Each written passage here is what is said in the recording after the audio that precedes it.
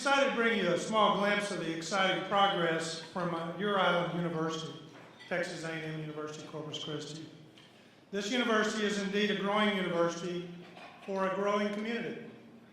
Today is the first day of classes for the fall 2013 semester. We are again breaking records with nearly 11,000 students enrolled.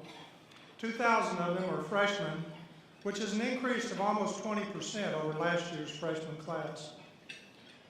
We plan to keep growing. Our master planners predict that by fall 2020, which is really only 7 years away, we will have more than 18,000 students enrolled. And by fall 2025, they predict an enrollment of 22,000. This is not only good news for the university, but for the entire coastal bend. Let me give you a few reasons why. For every 1,000 students we enrolled at Texas A&M Corpus Christi, that translates into 504 jobs, $24.4 million to our local economy. And remember, that's only for 1,000 students. We're talking 11,000 more students over the next 12 years. The population of Corpus Christi metro area is expected to increase by nearly 30,000 in the next 7 years. That's according to our state demographer, who also projects an increase of 50,000 by the year 2025. The university is implementing plans to meet the needs of this rapidly growing population.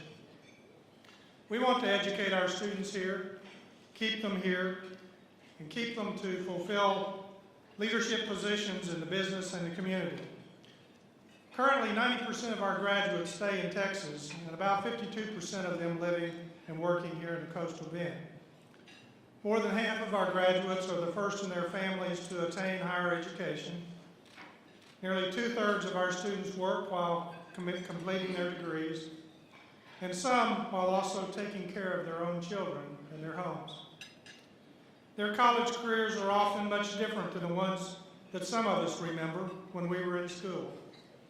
It is estimated that many of the top career fields and jobs of the 21st century have yet to be even created. So our students are preparing for careers they have not seen their predecessors take. We are preparing our students by offering the degree programs needed to create this workforce of the future. A key area to success for this next generation is engineering. 4 years ago, we opened our School of Engineering and Computing Sciences. Today, I'm proud to tell you this initiative is an absolute success. Preliminary numbers for this fall show at least 299 mechanical engineering students enrolled. That's 2.5 times our initial projections, proving the importance of the program to South Texas. We've already graduated our first 14 students with mechanical engineering degrees. And I'm also proud to announce that our mechanical engineering program received its full ABET accreditation recently. In the College of Nursing and Health Sciences, I'm also proud to announce a milestone in our E-Line military nursing program with the first 3 students graduating in August. This program is leading the nation in giving academic credit for military medical experience to our brave young men and women who have served our country so well. The E-Line military program has been recognized by the White House several times as a model for other nursing programs across the nation. Looking to the near future, we're seeking approval for a Doctor of Nursing Practice degree. The DNP, as it's called, or Doctorate of Nursing Practice, is the highest degree that is awarded for the nursing practice area. And graduates will play an important role in providing health care throughout South Texas. We hope to be able to enroll our first students in that program maybe by as soon as next fall. It's been a good year for Islander athletics as well. In spring of this year, 71 of our student athletes were on the Southland Conference Commissioner's Honor Roll, with 10 of those Islanders earning a perfect 4.0 grade point average. And we held a grand opening at Dr. Jack Dugan Family Soccer and Track Stadium 2 weeks ago on our Momentum campus. The 750-seat stadium opened its door for the first time during the inaugural women's soccer home game, with nearly 1,200 Islander fans cheering on that night as Alyssa Miller made the very first Islanders goal in the new facility. And I predict there will be many more. Women's soccer is one of our 15 sports led by coaches who believe in integrity, respect, and sportsmanship. One of those, our director of tennis, Steve Moore, was recognized nationally as the Intercollegiate Tennis Association's Coach of the Year for the Texas region. Under Moore's direction, the tennis team won its 6th straight conference championship this year. Building quality educational programs, however, comes at a price. In the past 2 fiscal years, we grappled with decreasing state funding. However, in the recent legislative session, our highest priority was to maintain our funding or to get an increase in operational funding. And I'm happy to say that thanks to the hard work of our Coastal Bend legislative delegation, we received an increase of an additional $1.45 million in formula funding for each year of the biennium. Another high priority was for state funding for a life sciences research building and an arts and media building. Unfortunately, the bill to fund infrastructure projects across the state did not pass in the regular session, nor was it heard in either of the 2 special sessions, despite almost universal bipartisan support in both houses of the legislature. Some are still holding out hope that Governor Perry might hold another special session. I'm sure our 2 members that are here today are not. But there is some thought that there might be one by some people, and if that happens, maybe we'll see the addition of TRPs or construction bonds at that time. We also received a restoration of cuts to our engineering funding and also an increase to that funding for an additional $800,000 for each year of the biennium. Other areas that we benefited in, another $500,000 a year in institutional enhancement, a bump of $50,000 a year for our business incubator, and also a one-time amount of $803,000 to replace tuition and fee exemptions and waivers for military students and their dependent students.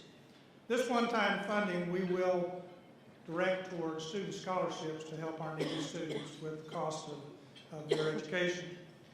At this time, I would like to acknowledge our Coastal Bend delegation for all their hard work this year in this year's legislative session. And if I could ask them to stand again, Chairman Marrero, Chairman Hunter. I don't think Chairman Senator Nelson made it here, but we need to kind of finish now.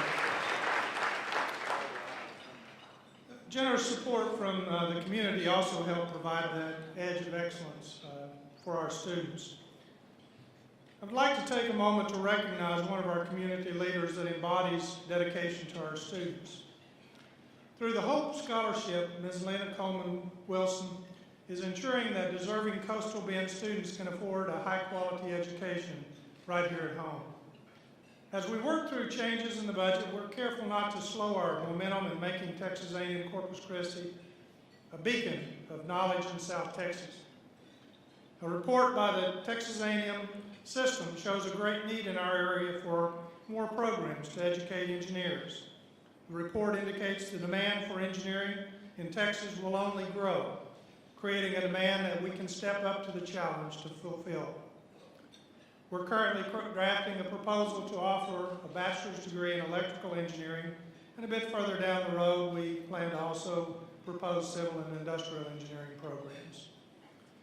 In addition, we are taking full advantage of our unique placement as the nation's premier geographic information systems innovator through our Conrad Blucher Institute.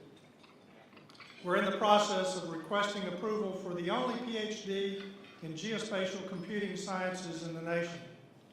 That focuses on creating the mapping technologies of tomorrow, rather than simply using existing technologies. We're also hoping to meet the needs of new technologies in the communication field by developing a graphic design degree. In addition to our current MBA track, our College of Business is working on a specially designed MBA program that would help professionals, like doctors, for example, who find themselves running their own small businesses. With the introduction of new programs and our expanding student population comes the need for more space. We've designed projects that answer not only that need, but also call from parents and students for a more traditional university experience. Let me start with 3 projects that you'll see coming this next year. The first of these is the addition of 4 residence halls on campus. 2 of those opened just a couple of weeks ago to add 150 new beds to campus. The construction of 2 new residence halls will be complete by this time next year, bringing the total capacity for on-campus housing to almost 1,800 students. The second project we're undertaking to enhance our students' traditional university experience is a 400-seat dining hall. It will serve as a gathering place and a center for activity. Work to expand the University Center starts next week. It was originally built in 1999 to accommodate about 6,500 students, and we outgrew it long ago. The 35,000 square foot expansion will provide additional meeting and lounge space and an outdoor patio, and the dining and kitchen areas will double in size. The UC expansion is expected to be completed by March of 2015.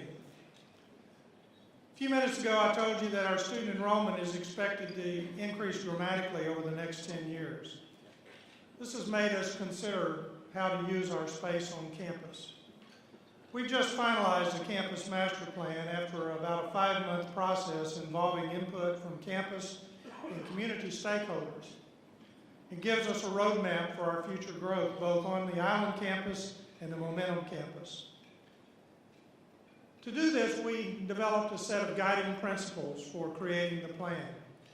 The first of these is to optimize the future land use on the Island campus for academic and research purposes. To use the Momentum campus for auxiliary functions, athletics, future housing, and things like that. To enhance campus connectivity and access. To expand upon the spine concept that we have and enhance campus outdoor spaces. To capitalize on being an island campus, a unique feature for us. And to seek transportation and parking solutions that manage supply and demand and reduce demand. I'd encourage you to go to the master plan website and explore the plan. And just to give you a taste, there is a handout at your places that give you a few of these slides, a taste of at least a few of these slides. This rendering that you see on the screen provides an overall view of the entire Island campus and the Momentum campus. Here you see an aerial of just the Island campus. And here, an aerial of the Momentum campus. One of the most important features of the plan is the creation of multiple spines. Those of you that have been on campus before know that the center of the campus, there's a walkway we call the spine that provides a lush tropical environment to walk between buildings. We are hoping to recreate that lush tropical environment and spines on a vertical and horizontal basis across the campus. Currently, once you turn into campus, the view down Island Boulevard is, I would say, less than inspiring. The master plan envisions terminating Island Drive in a circular drive with a research space at the end of that drive that connects the edge of the island with the water.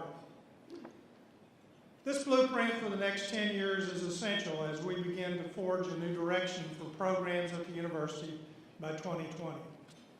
The strategic planning process called Momentum 2020 has started with collaboration of the Coastal Bend community. In research, our newest lab is called iCore. The computer science lab is finding practical solutions to everyday problems. For example, students are working on an app that allows you to control all the devices in your home from your smartphone. Another student is working on brain-computer interaction that allows you to control your computer by simply thinking a command. The iCore Lab is collaborating also with our Hart Research Institute and the Museum of Science and History, creating an interactive component for a display teaching students about water conservation. The Hart Institute has launched the first research center in the Western Gulf for the study of sport fish. One project in the center involves shark tagging. Sharks of all species and sizes are captured, tagged, and then released. Our researchers then track these predators to better understand their migration and their habitat use. HRI is also involved in evaluating artificial reef sites, and its researchers have testified before Congress about actions that can be taken when oil rigs are abandoned. Today I'm proud to announce the creation also of a new lab called the Core Genomics Facility. It will use new technology to study the genetic makeup of organisms that have never before been mapped along our Texas coast, including invasive lionfish, Texas oysters, and red snapper. Learning about their DNA will enhance ocean management and our understanding of the food supply chain. The School of Engineering is diving into the depths of the Gulf as well, with a robotics lab working on unmanned technology below the surface. Remotely operated vehicles can be highly effective in the offshore oil industry and response and rescue operations. Over the summer, our students worked on a project to perfect a prototype of an underwater glider that you see on the screen that's capable of moving in the ocean for many years with no energy supply. It can collect and transmit data on things like toxic red tide, water salinity, climate change, and our students are planning to launch that glider in the Gulf for the first time this fall. Engineering is also meeting biology in our plasma engineering research lab. This lab is a space in which we're in a race really to find new uses for cold plasma technology. It's one of the 3 labs like it around the country. You see plasma every day. It's in your television sets, it's in fluorescent lights commonly used in office buildings. Plasma is basically seen as a ray of light made by heating gas molecules. But Dr. Magesh makes plasma without heating, instead uses radio waves. When he points the cold plasma ray of light at a contaminated food source, all of the harmful bacteria are killed. The same thing happens in a hospital setting. Cold plasma eliminates even the hardest kill, superbugs like MRSA. His research has shown that when cancer cells are exposed to it, they die as well. Research has the potential to not only change lives, but to save lives as well. Now let's take a moment to move our focus to above the ocean to our South Texas skies. This year, Texas A&M Corpus Christi conducted its first unmanned aircraft research mission over the Gulf of Mexico. This mission comes at a critical time as the university, with the support of the city of Corpus Christi, leads a statewide effort to persuade the Federal Aviation Administration to designate South Texas as one of 6 national sites by the FAA. These will be test ranges for unmanned aerial vehicles.